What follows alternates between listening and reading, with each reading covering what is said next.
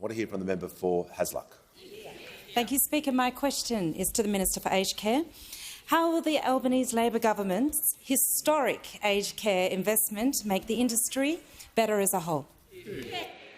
Give the call to the Minister for Aged Care and Sport. I thank the member for Hasluck for her question, and I know the member is passionate about aged care and about ensuring that older people in her electorate receive a higher standard of care thanks to the historic reforms that the Albanese Labor government is making. And I'm pleased to say that this Labor budget delivers $36 billion worth of funding for the aged care sector, a historic injection of funds into a much-needed sector, and we will give $11.3 billion to aged care workers to increase their pay 15% above the award from 1 July. And this money will change lives. It will ease cost of living pressures for staff. It will improve the care that some of our most vulnerable Australians receive. And because we are fully funding this pay rise, including the on-costs, it will help providers continue on the road of financial improvement after 9 years of being left to rot by the Coalition. Yep. On top of the $11.3 billion worth of wages, we are delivering a total funding uplift, including indexation, of $14.1 billion in residential care.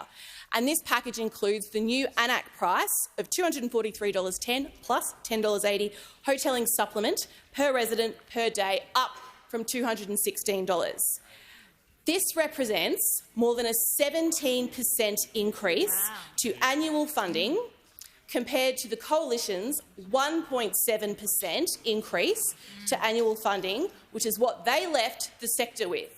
They left the sector with a 1.7% indexation increase and then spent 12 months feigning great concern of thinly, recently applied veneer of concern about viability for the sector when it was the opposition who left them with a 1.7% indexation increase. That was so pitiful, we have had to add a correction in this budget to atone for their sins. And we are putting a 17% indexation increase in this budget to clean up their mess. Talk about the arsonists complaining about the price of water.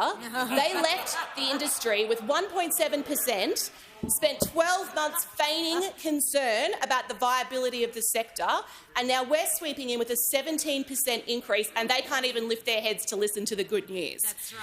In 18 months after the Royal Commission handed down their final report into the neglect in the sector, the opposition addressed only 9 of 148 recommendations. We're 3 weeks out from our 1-year anniversary, Mr Speaker, and in our 1 year in government, we will have addressed 69 of 148 recommendations. That is reforming aged care. That is taking care seriously.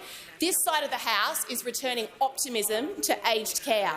This side of the House is returning viability, confidence to the sector.